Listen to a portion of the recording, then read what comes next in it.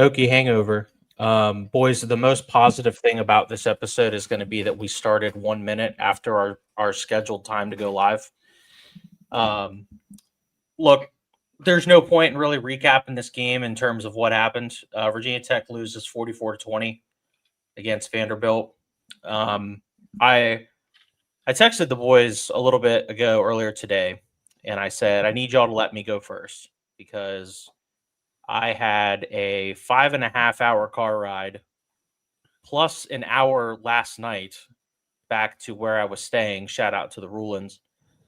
To think about this game and to think about how I've been feeling about this program for quite some time and all of the different things that this one made me feel. And I kept thinking about how, like, the three of us are fans, right? We're not trying to be something we're not here. We are three biased individuals who graduated from this program, or excuse me, from this university. We have an emotional connection to this place. I think that that's fair to say. I know I certainly do.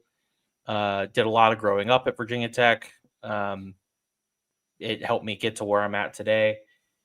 And, um, you know, we put a lot of time into this in this podcast. We put some money of our own into this podcast. And we do that because we love Virginia Tech. And that's not going away. I mean, again, I drove 5.5 hours to go to this game. Andrew, I know you drove at least a few hours to get to this game, and you do this consistently throughout the year, as do I.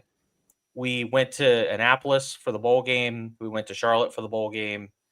Like, we are going to as many games as we can possibly get to, and we do that because we're dedicated to this. But guys, I'm tired, man. Like, I'm tired, boss.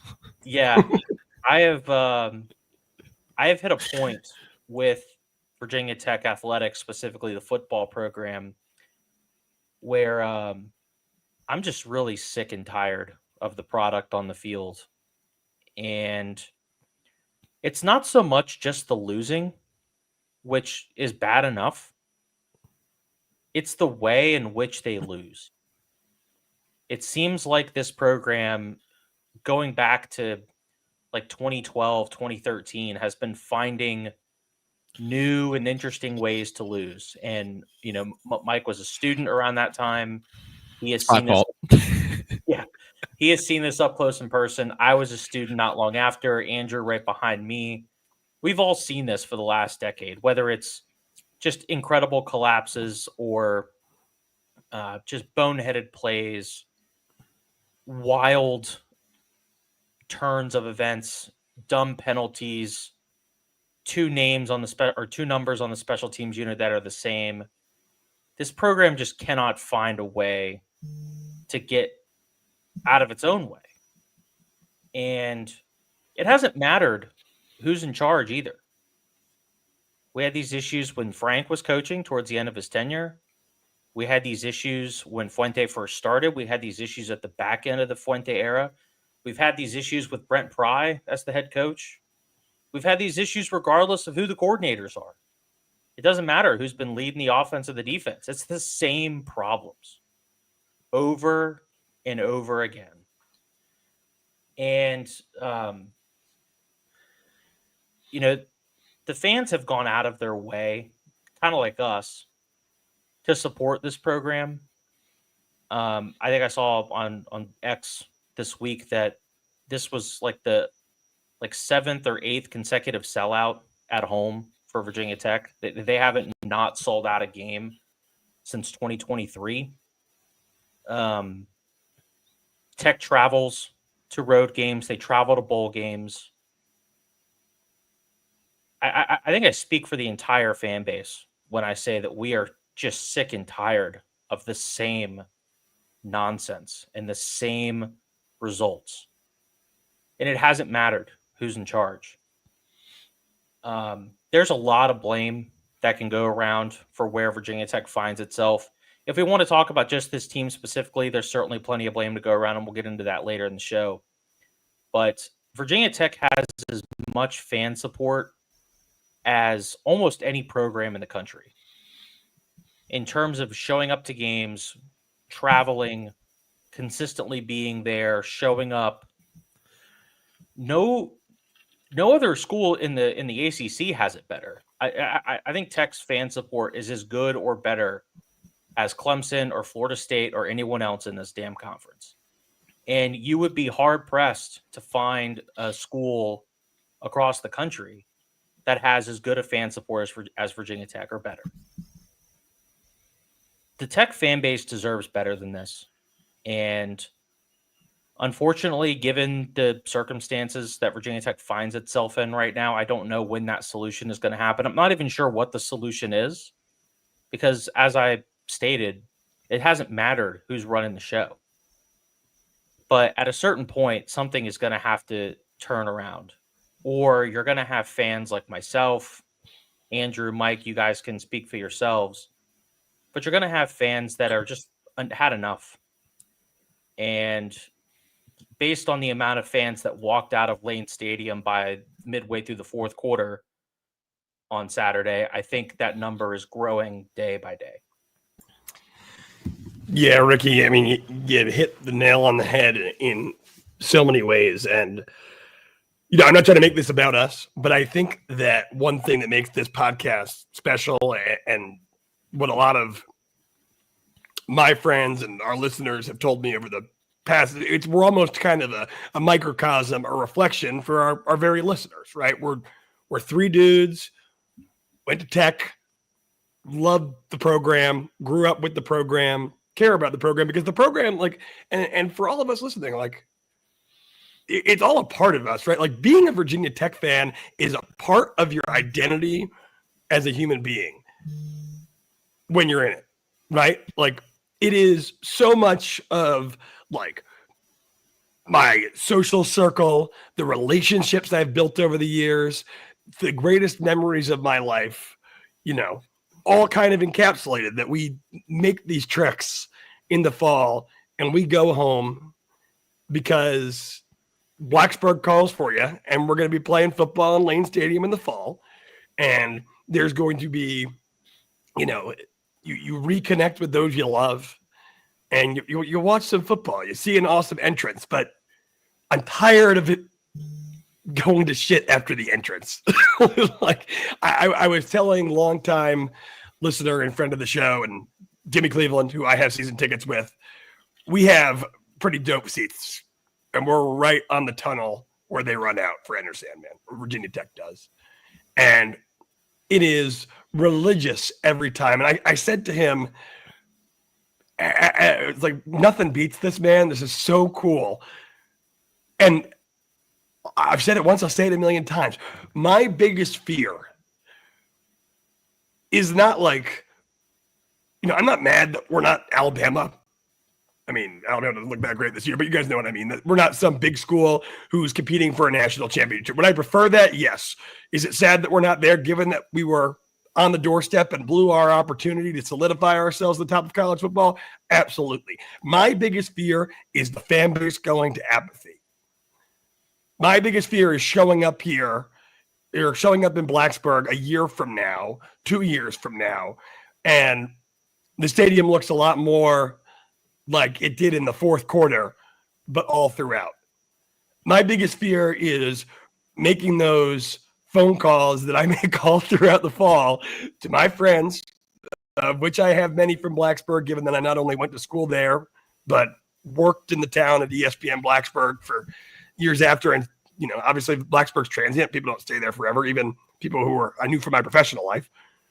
But I don't want those conversations to end with, man, I just can't justify driving 5 hours from Virginia Beach or making the trek down from Northern Virginia like Mike McDaniel to watch us get ceremoniously beat up for the 1,000th time in a row. Because who wants to spend their money that way, right? Like, it's just the nature of the beast in sports. When the team's performance dip, so too does how much the fan base cares. And for some reason, God bless you all, that has not happened yet at Virginia Tech. And it just can't last forever at the rate we're going, right? Because, it's like when people tell you who they are, believe them. And Virginia Tech's administration, and that starts at the very, very top, through their actions, has made it clear that this is not a priority for them. And that this is not something that they are looking to take seriously. And it has to change. Something has to change. And I'm happy that Whit Badcock went and gave a presentation to the Board of Visitors. And from the conversations I'm having with people who are more on the inside of those discussions than it seems like things maybe are going well and that the budget will be allocated or what have you. But Virginia Tech is maybe not where they should be in terms of the finances right now. But they're in a position to compete. We should be able to beat Vanderbilt. Again, you scheduled Vanderbilt twice and Rutgers twice. It is like a present to your head coach, right? It's like, here's your opportunity to break that non-conference streak. And in the last 3 years and some change, we've seen 2 losses to Vanderbilt, 2 losses to Rutgers. We've lost to Marshall. We've lost to Old Dominion. We are way underwater against the Power Four in general when you look at not just the non-conference, but the ACC as well. And if we're getting the money and we're going to try to do this real, which I hope we are, we better be. I don't necessarily trust the people in charge right now at the head coach level and at the athletic department level to be the ones that forge this thing forward. We can't keep touching the stove over and over again and being surprised that we get burned. So in my eyes, it's probably not going to happen today. Probably not going to happen tomorrow. I'm sorry that I know many of the people listening to this podcast would love nothing more than to get that little ESPN notification tomorrow that'll give you the news that you want. Probably not happen tomorrow, but in my eyes, it's done. Tired of getting burned. Let's burn it all down.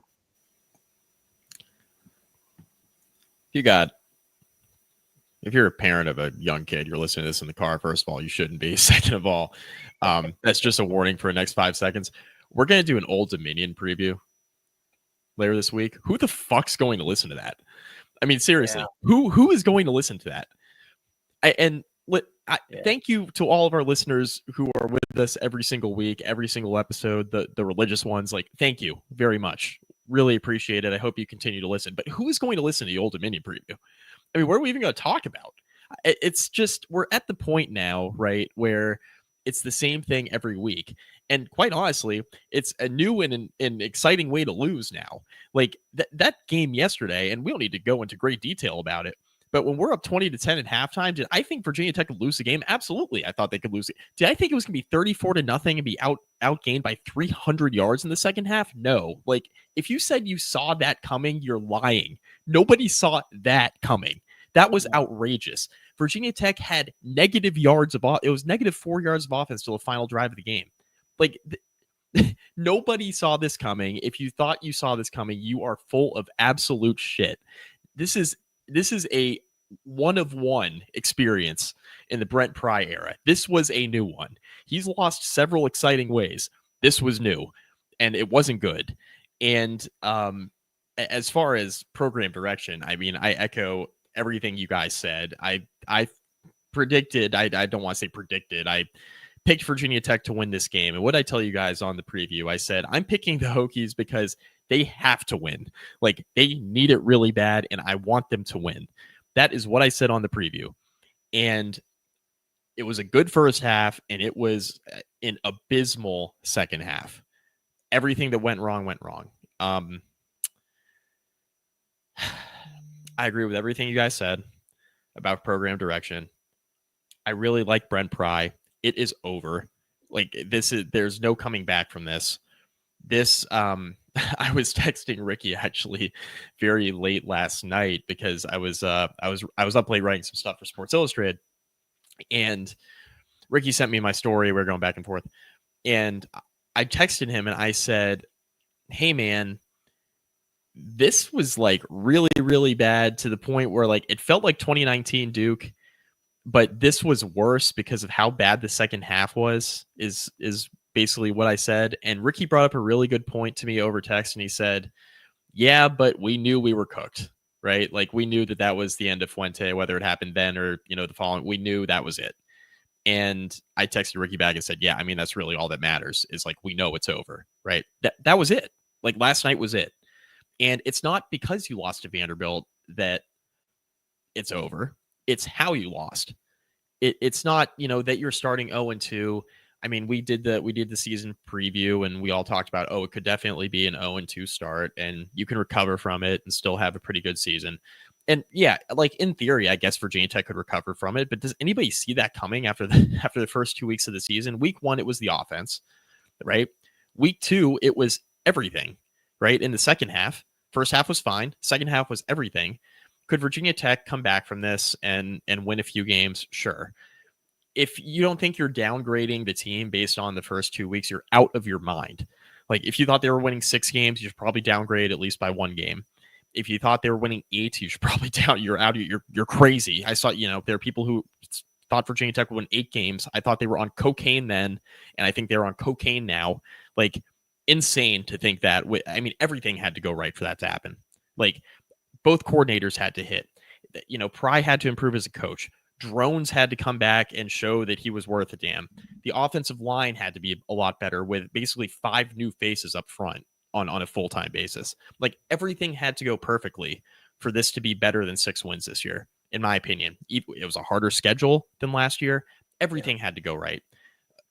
Look, and like I said on the preview, any prediction anybody had, they all had merit because everything was so new, right?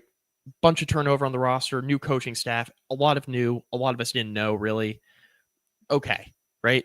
That's why you make season predictions. That's why we all, do this content stuff.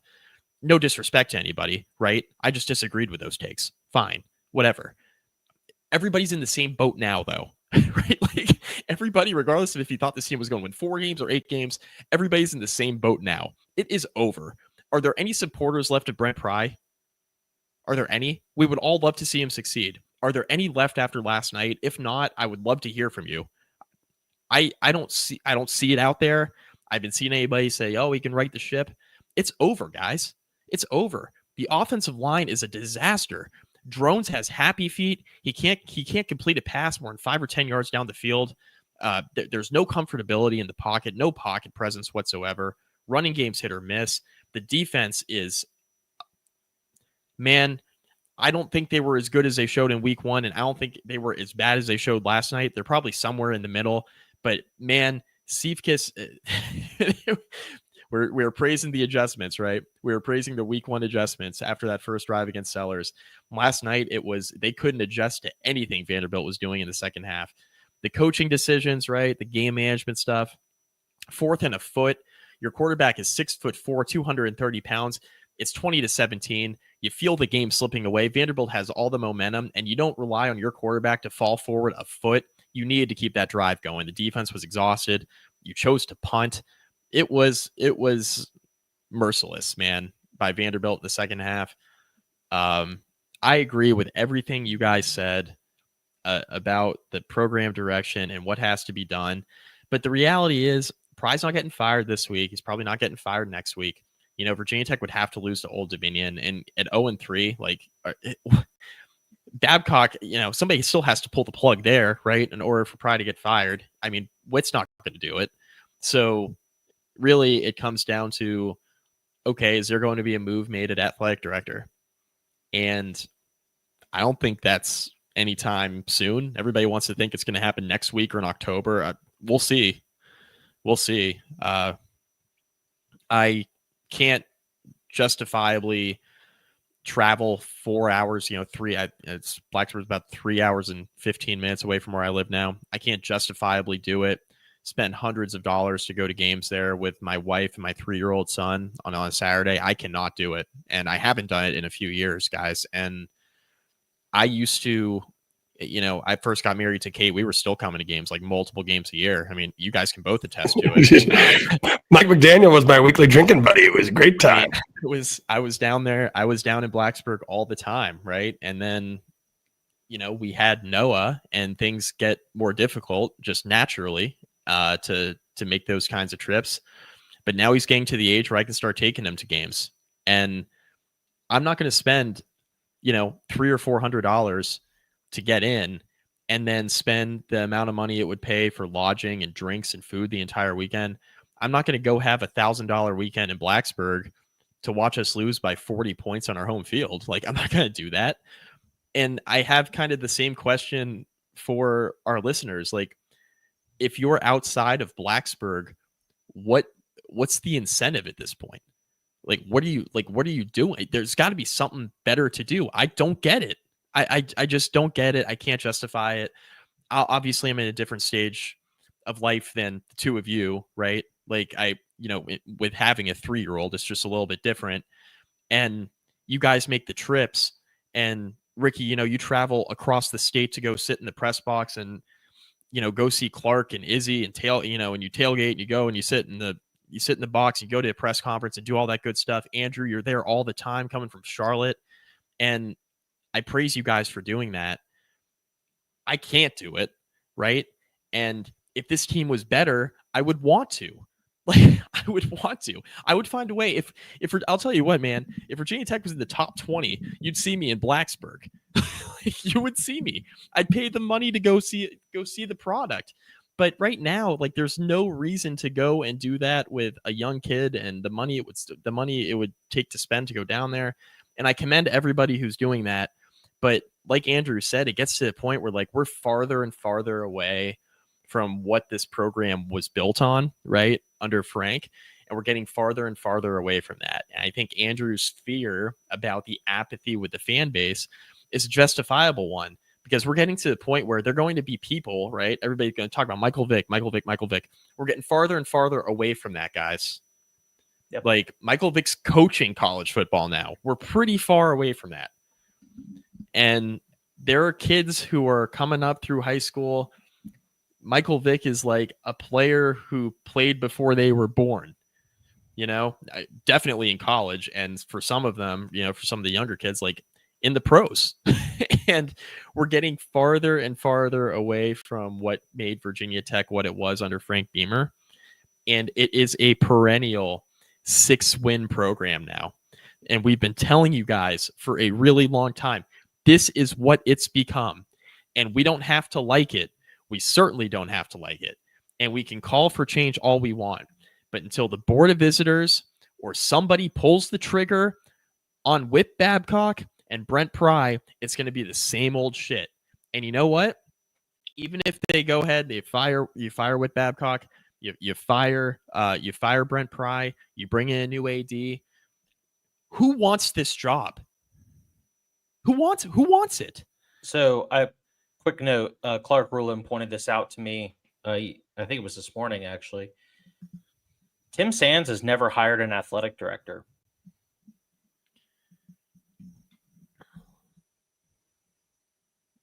Does that scare you at all? Because it sure as hell scares me. I mean, again, it's going to have to come from the top. I don't trust Tim Sands. I've never trusted Tim Sands. I certainly don't trust Whit Babcock, and he's obviously going to have to be gone. But then, again, how does this work, right? Because, Mike, I'm with you, and I think that everyone listening to this podcast right now is with you as well. This ain't it. This ain't the future. I am done sitting around and saying that hopefully next week he can show us that he's actually figured out his litany of issues out. It's been 3.5 years. Call a spade a spade. He's not the guy. But are we going to put the new athletic director, because again, it's not going to be the one to fire Pry. We've been saying this for years too. So do you hire an athletic director and a football coach at the same time, where you're sicking someone else's choice essentially on this athletic director and they have to wear it? Wouldn't you want to in hiring a new athletic director, you'd want to hire someone that you believe has the ability to make that decision correctly, right? About who that next head football coach is going to be. Where that has been the problem that has plagued this university athletic department for years. So are we going to stick someone with them? Is Witt get fired tomorrow, and then we hire someone, and then Pry gets fired in November? I don't know. I don't know how this works. We should have ripped this Band-Aid off, at least at the upper level, a long time ago. And that has not happened. And again, like Witt has had a long tenure. None of my animus towards any of these people is anything personal. I've had pleasant interactions with all of them. Again, I like a lot of people. You know, I don't think that Jimmy Cleveland should be the athletic director of Virginia Tech or the head coach of Virginia Tech just because I like the guy a lot personally. And it seems like the kind of guy I could have a beer with because he is, right? Like, and I'm sorry that if this news is making PK's bartenders, you know, feel like they're going to be losing some money going forward because of losing some customers who are going to be moving out of town. But it's okay. Because we need to make a change. But the problem is now we're doing this all in the most classic Virginia Tech fashion with like both hands tied behind our back.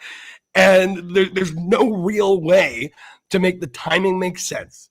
And where we find ourselves once more is on this, you know, purgatory, like just sitting around waiting for what everyone's going to know is eventually going to happen. And again, I had said almost like, you know, I said before my season tickets, as you know, I'm going to Vanderbilt. Jimmy Cleveland tried to bail on going to Vanderbilt with me beforehand, saying this isn't going to go well. Why am I wasting my Saturdays? And I said, you are not allowed me the day before the game. This might be our last shot for a while of going into a game with any sort of hope. Let's go enjoy it and tailgate it for 7 hours, and then we'll make our decisions about the other games going forward. And I said, okay, you can do whatever you want. If we win, I'll come back for Old Dominion. And the game plays out.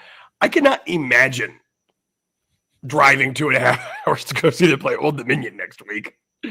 And again, if you're a student, I could see how you couldn't imagine getting out of your dorm or skipping a potential round of golf or anything else you could do to attend that game. It is just so toxic. And once again, it feels like we're stuck in toxic. And it's because, you know, you ignore your problems long enough and they continue to grow and grow and grow. And now we have the 10,000-pound gorilla in the room. And it's just going to be an ugly place going forward. And like we talked about before this game, as we so eloquently put, you have to beat Vanderbilt because there is way too long of a period of time here now before you could even begin to start winning people back. Obviously, wins over Old Dominion and Wofford of any sort don't do that. The opponent even being competitive will still draw mass ire from the fan base. And I don't know if, you know, wins over NC State and Wake get you there either. So we're already at more than a month of having to not lose at all to even get people remotely feeling some sort of positivity. And then the schedule gets even harder. And I will venture to say that there are 3 teams better than Vanderbilt remaining on the schedule. At least. Minimum.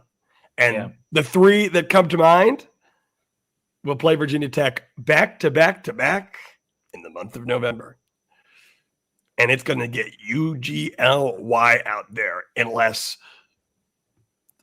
somehow this thing gets flipped around. But again, if past performance is indicative of future results, I'm not holding my breath.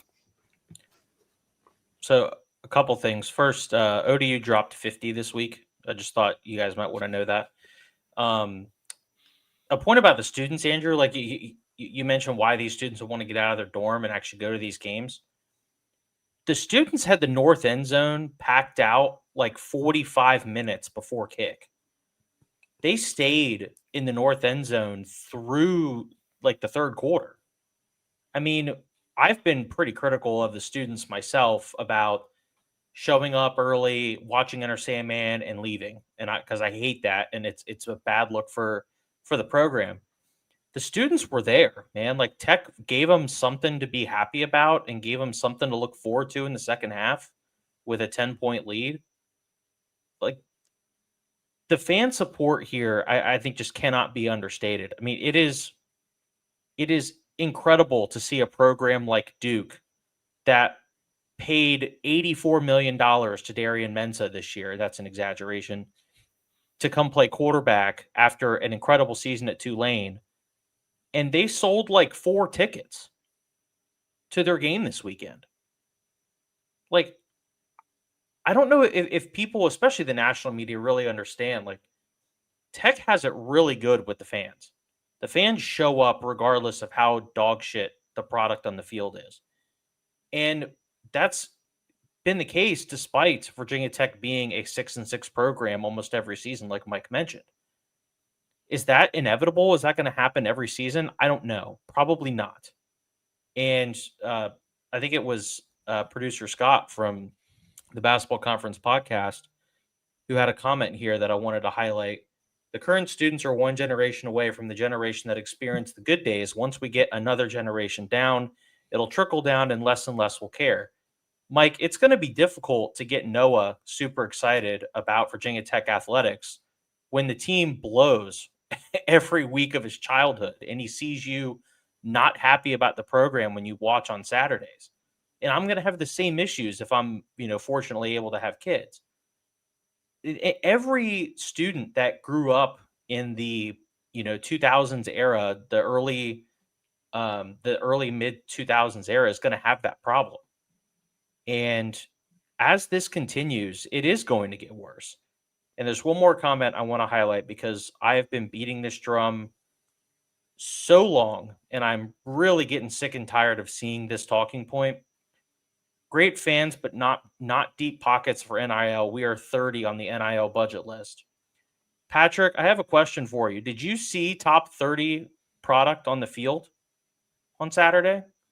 Did you see it the weekend before? Did you see it last season? Did you see it the year before that? I'm so sick and tired of this damn narrative that Virginia Tech doesn't have the resources to be a competent football program. That is the biggest crock of shit that exists on social media. There is enough money in this damn athletic program. There's enough money in the NIL fund for Virginia Tech to go out there and not give up, 30 plus points in the second half unanswered to a doormat in the SEC. The ACC is not good. Not good, guys. Like there is enough funds running around. The coaches are making enough money. They're paying enough money to all of these assistants. The staff is big enough for Virginia Tech to go out there and not be ass. Yep. Okay. So spare me the constant refrain of Virginia Tech needing more and more resources. Yes, we're well aware that Virginia Tech needs more if they're going to perennially compete for an ACC championship. How about they don't win 6 games?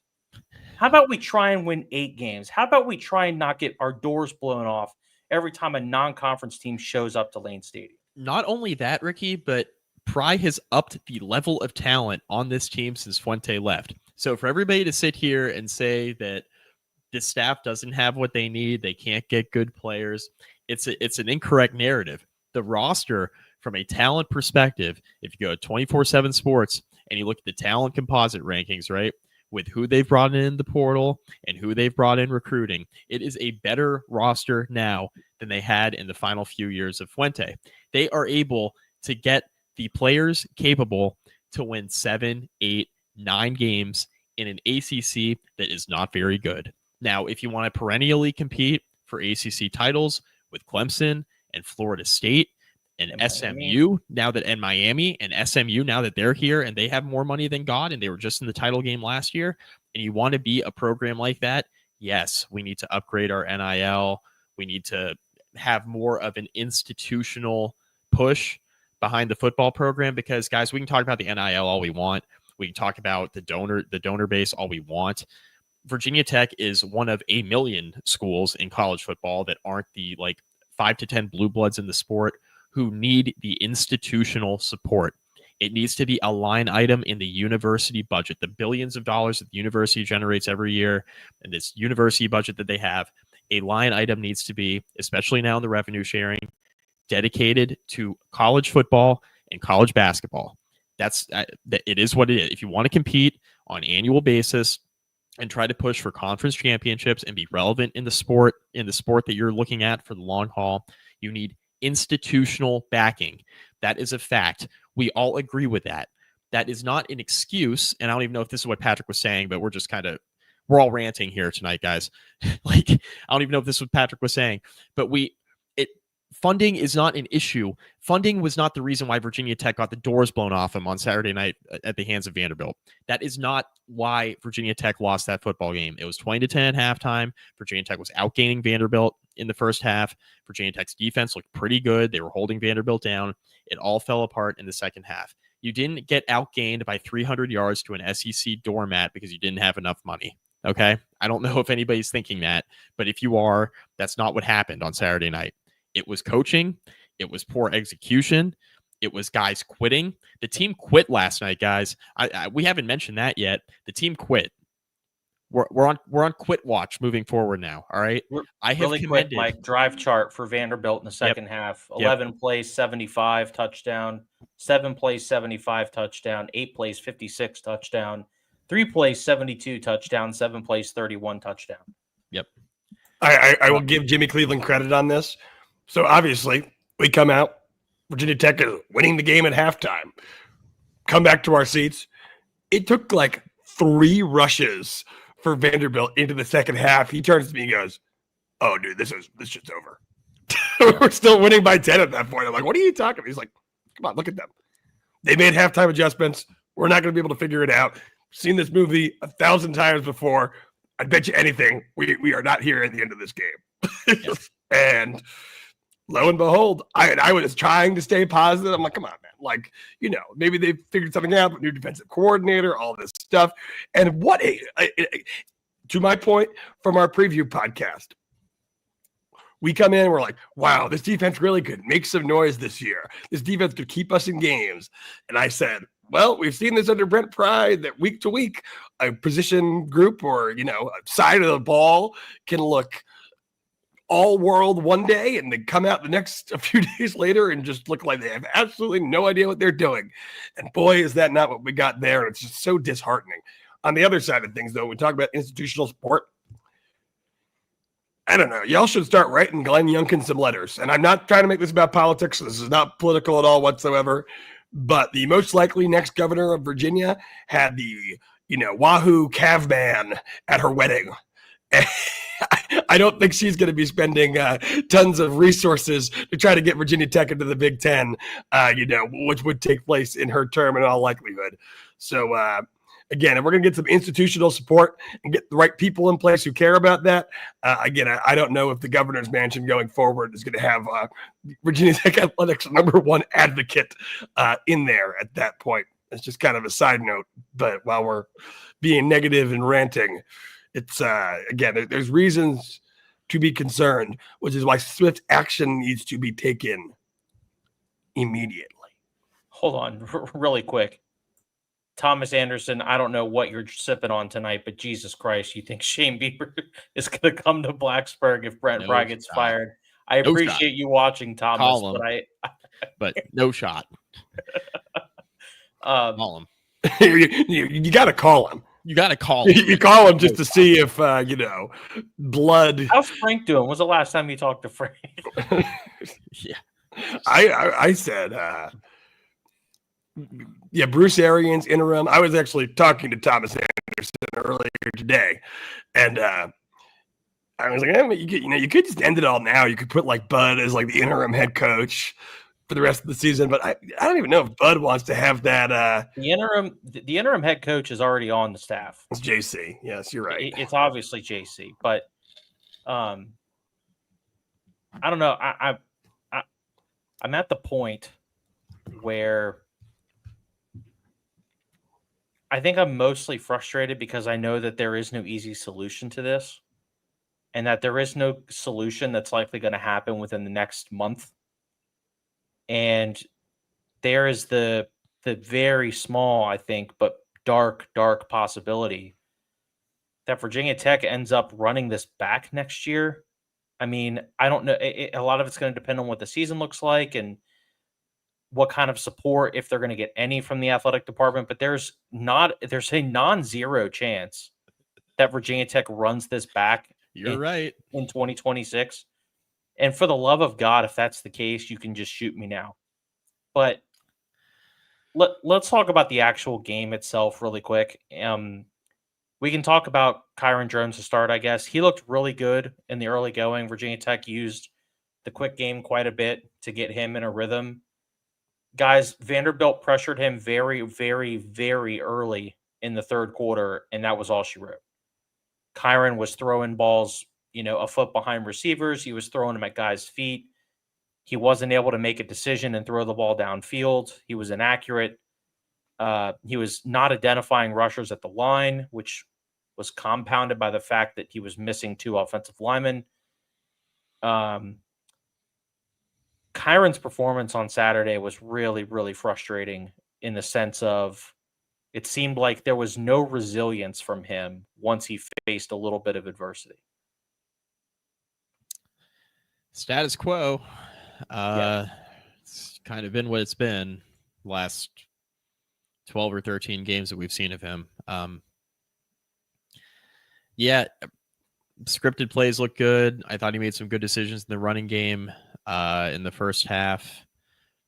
But yeah, I don't know how much of it is on drones versus on the offensive line in terms of the protections. I think a lot of it depends on the play. I know as a fifth-year senior quarterback, you're tasked with setting your protections of your offensive line in most cases. So at least some of that is going to fall on drones. But he had no pocket awareness and picking up rushers. He had no idea, stuff you need to be seeing as a fifth-year senior. And even when he did see the rush, Mike, he was not throwing the hot read at all. No, and I mean, he had a play in the second half where a defensive end, it was pretty clear he was just like dropping back in pass coverage, and he just like stood there and waited for Drones to like try to throw this slant. He just batted it down. I mean, Drones threw it right in his chest. I'm like, what are we doing? What are we doing? He looked really tentative, and it was compounded with the defensive mistakes. And yeah, I mean, Vanderbilt's a well-coached defense, man. I mean, Clark Lee, before he got to Vanderbilt, was a really good defensive coordinator, a couple different stops, Notre Dame among them. I mean, he can coach defense, and he handed it off to Steve Gregory, a safeties coach this year, but it's basically Lee's defense still. And, they play like their head coach is a former top defensive coordinator. You're seeing that at a lot of schools. Like, I watched a lot of the Oklahoma-Michigan game last night, working SI, and this Tech game was getting out of hand. I saw a good bit of the second half of that Oklahoma-Michigan game, and I see Venables has Bryce Underwood, Michigan's freshman quarterback, who's going to be a star, by the way, has been absolute hell the entire game on the road in Norman. These coaches scheme things up, man. When they see some tendencies or they see you kind of getting a little nervous, they capitalize on that.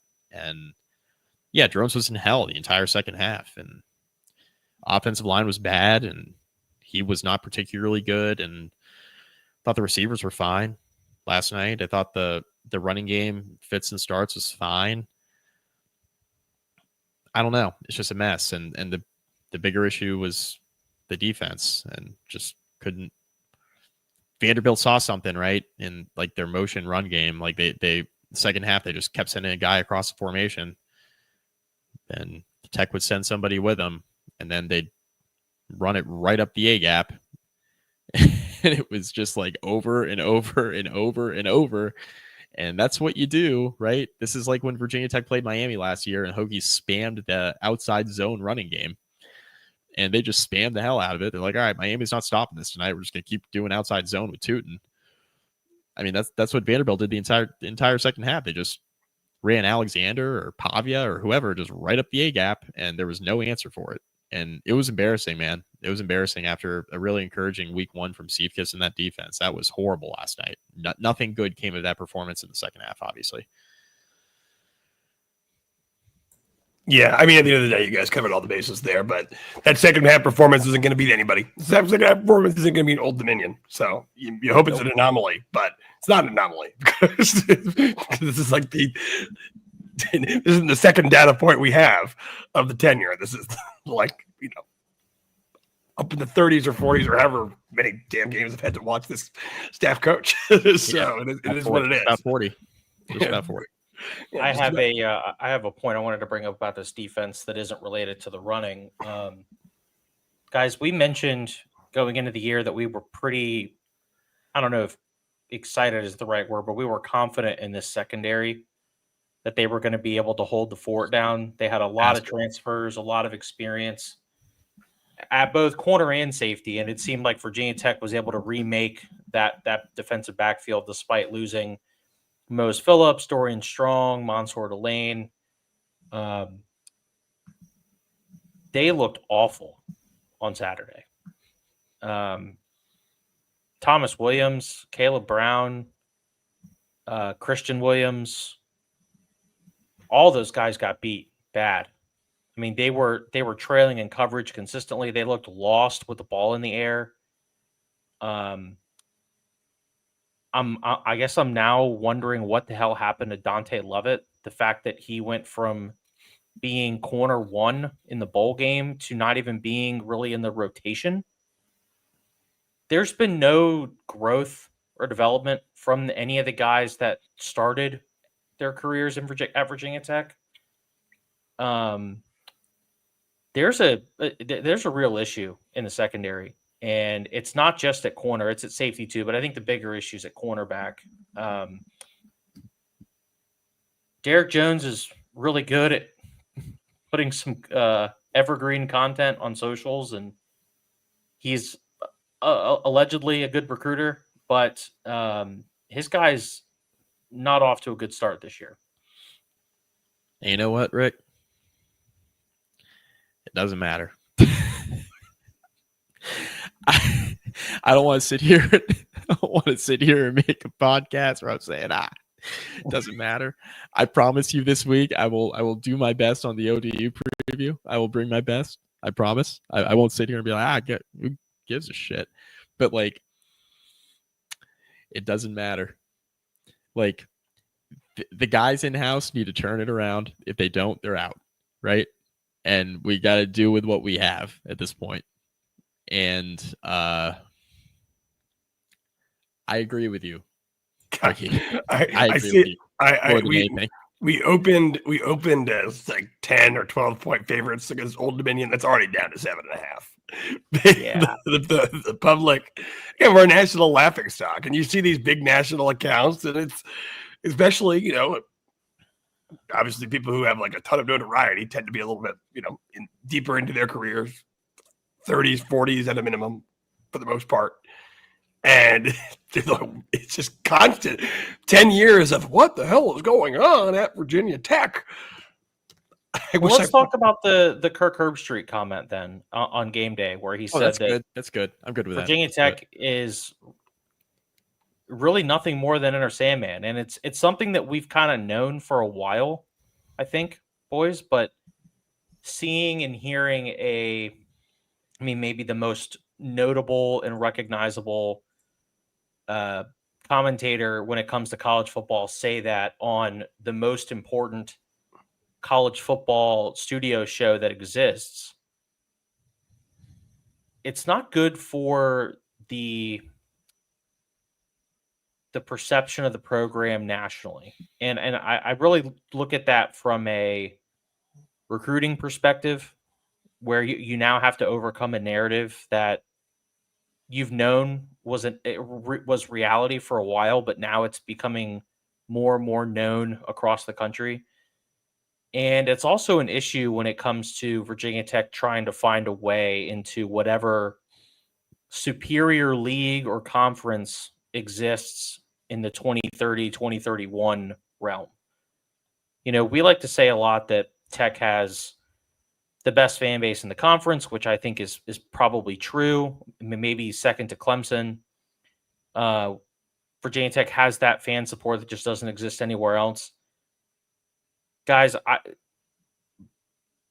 at this rate, Virginia Tech is going to get left out of whatever conglomerate is going to be formed. Virginia Tech is lagging behind in way too many areas. And at a certain point, the fan support just is not going to be enough. So if Virginia Tech wants to play with the big boys and wants a chance to compete at the big boy trophy, this is going to have to get turned around within the next 5 years at the latest. At the latest. Yeah, it needed to get turned around 5 years ago. Yeah, so I think that's a point that should be brought up too, right? Is that Virginia Tech's dissension from where they were came at maybe the worst possible time. Because as Virginia Tech has descended from the upper group of the country, we're now entering an era where teams risk being locked out of playing for the national championship for the first time in a while. And all that these decision makers have to look at is, what has Virginia Tech done over the last 20 years? And the answer, quite honestly, is that they've been pretty awful. I mean, if you start from 2010 on, they've been pretty bad. Hey, man, listen. You thought the Thursday night atmospheres in Lane were special? Wait until the Fun Belt Wednesday night games in Lane. Sun Belt, Fun Belt, baby. Go to hell, Mike.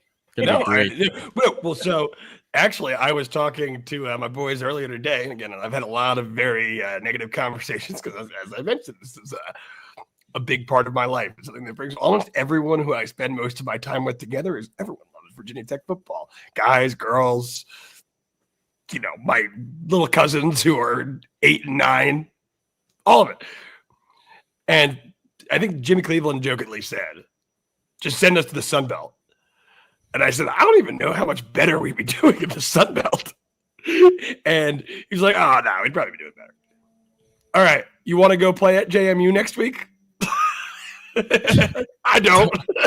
Man, nope. I don't know how much of that Friday night game you guys saw, but JMU had Louisville in hell for about 2.5 quarters. No, thank you. Virginia Tech would absolutely lose to James Madison right now. Would certainly not be favored. I'll tell you that. They would not be the betting favorite. Yeah, man. You guys fired up for Virginia Tech, Louisiana, Monroe? Like, let's. I mean, that could be a good road trip for us. Playing let's go hit all the casinos on the way, right? Yeah. We're playing like the Celebration Bowl or whatever. Yeah. I don't want to exist in a world where our closest rival is App State. Where do you guys think Virginia Tech would finish in the Sun Belt right now? Middle of the pack. Middle of the pack, yeah. Probably. I don't know. Again, we probably would have a lot more talent than most of the teams, but I have not seen constructive evidence over the course of time that we could just go out and win games. I mean, like against a lot of teams, couldn't beat Marshall. They were in the Sun Belt. This may come off really dumb, and if there's any Vanderbilt fans listening, please know that I am not trying to take anything away from what the Commodores did on Saturday. They, as Thomas said in the comments earlier, they stuffed Virginia Tech in a locker in the second half. But if you look at the actual roster of Virginia Tech on paper, of which the games are not played on paper, and you look at the roster of Vanderbilt on paper, you cannot convince me that Vanderbilt has a better roster on paper than Virginia Tech. But what you can convince me is that Vanderbilt is a superior team to Virginia Tech. That is very easy to convince me of, and we saw all of it on Saturday. Yeah. Hey, And I think that that's going to be an issue for Tech for the remainder of the year. Even if they are playing teams of similar competition, I have no confidence that this coaching staff can get this team to play together well enough to where they can actually win. Nor should you. I'm principal betting Stanford team total unders the rest of the year, and I think everybody should principally, if you can, gamble on the Hokies or against the Hokies. Just bet against the Hokies every week and see where you land at the end of the year. I hate to say it, but listeners of this podcast for a long time will know I've always been a fan of the emotional hedge, where if I would have been willing to part ways. I'm very willing to part ways on either of the last two games. If we could get an SEC win, breaking this non-conference streak was worth hundreds of dollars to me. So if we're not going to do it, I might as well make the money back. And so I'm up like $800, just bringing it forward. It's tough, but again, when people show you who they are, believe them. And Virginia Tech has shown me over the course of the last few years that these are not the games they're going to come away victorious in. Though last night was I did not think Virginia Tech was going to win. I did not. I picked as much on our preview. I picked as much on vtscoop.com, what have you. I wasn't expecting that. I was not expecting that. And as I walk out of the stadium, I'm almost kicking myself for not expecting that. I'm like, why would you expect anything else? Why would you expect anything else? Yeah. It's just utter humiliation.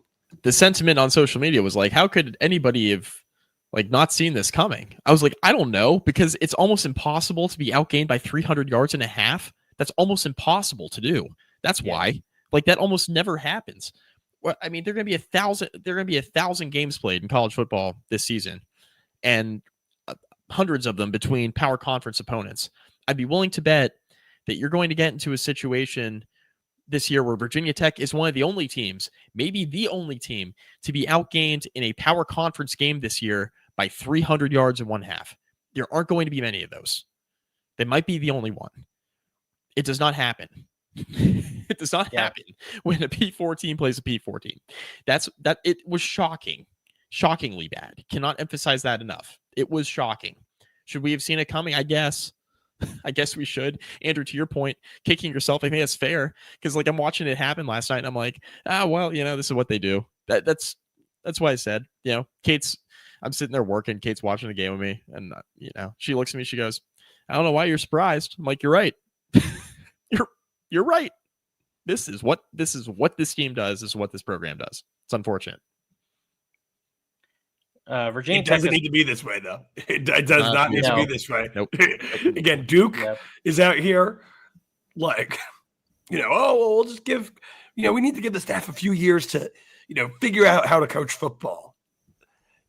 Elko walks into Duke and they're winning 9 games immediately.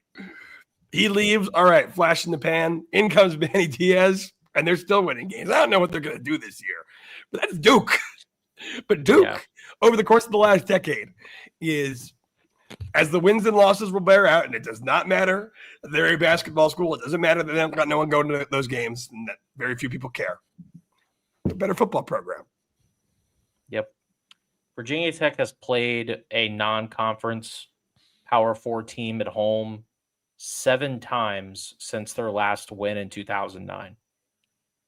2015 Ohio State, 2018 Notre Dame, 2021 Notre Dame, 2022 West Virginia, 2023 Purdue, 2024 Rutgers, 2025 Vanderbilt.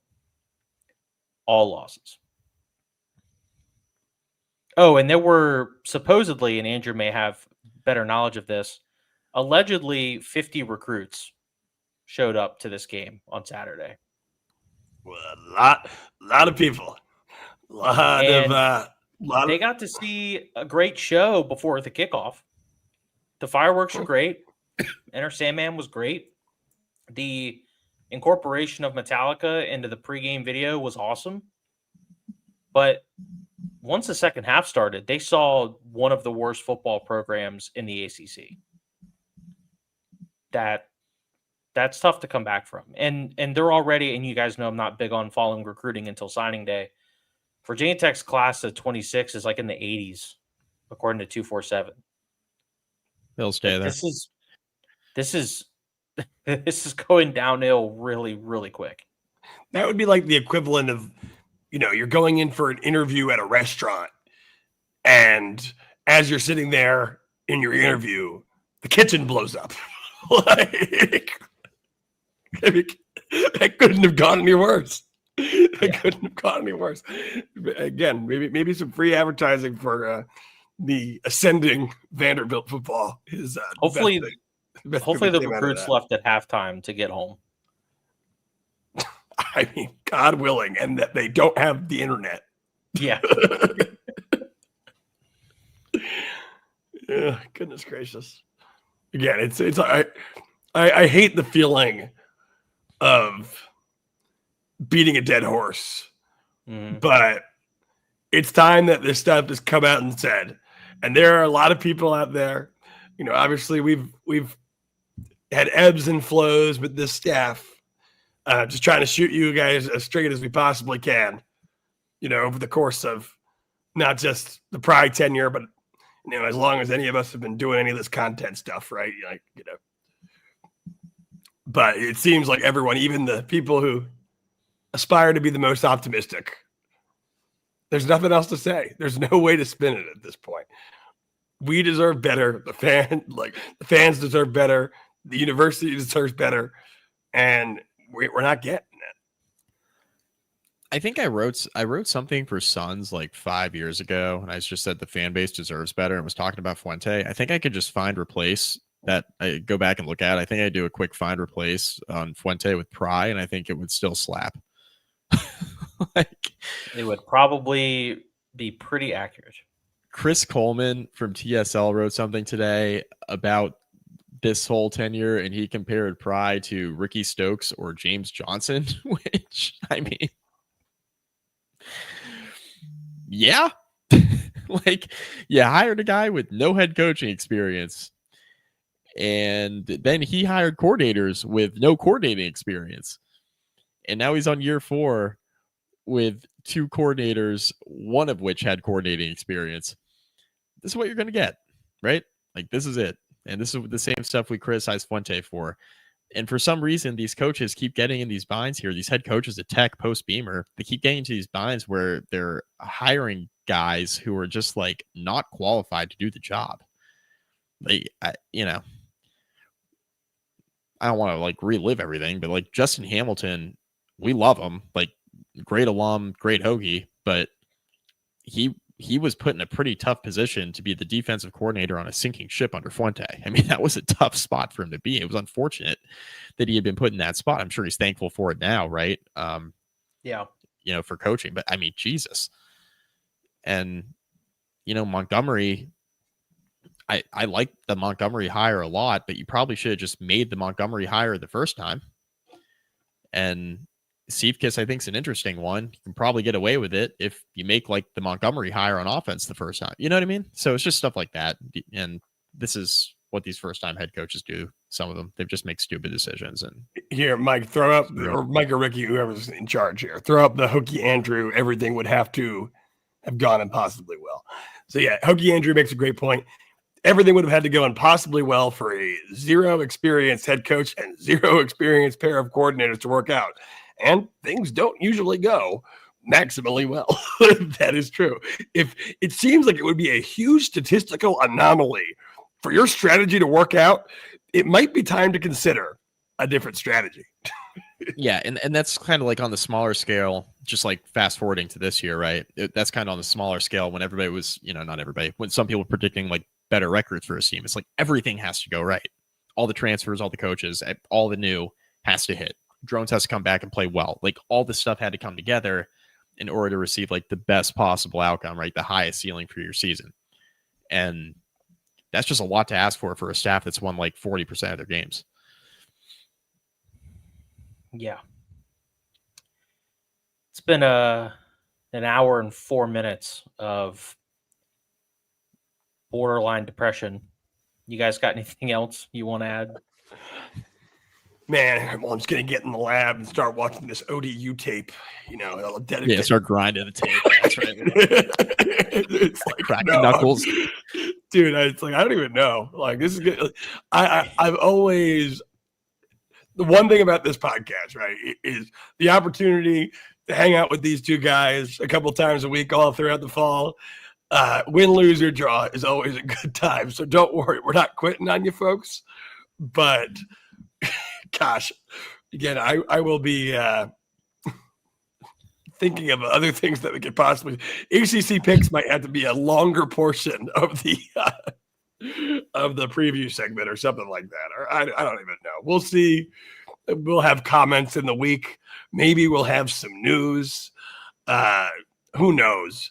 But yeah, I'm going to take I've spent basically the last 24 hours from when I left Lane Stadium last night to now effectively stowing in anger and looking at myself in the mirror and asking why I still spend thousands of dollars per year, like a true large portion of the overall income that I have, to tail a mediocre football team around the country. So once I stop crying in the mirror, we're going to bounce back and we're going to have more content for you guys. But I appreciate everyone who joined our group therapy session tonight. And if you are if you like the NFL and you like my team, hey, at least we got one today. Andrew called me right before the press conference started. I don't know if he remembers this. I do. I had a couple. I also called Mike 17 times and then told him to stop ignoring me. I was sitting there away, writing my ass off, and I can see Andrew calling me. I'm like, I would love to take this right now. I cannot. Like, I cannot. And then Jimmy Cleveland took my phone and made sure that he had Scott's number so he could blame producer Scott for the loss. I will refrain from saying what Andrew told me to ask at the press conference. We don't need to share. It was pretty funny. Really quick. Go, Mike. Go ahead. Sorry.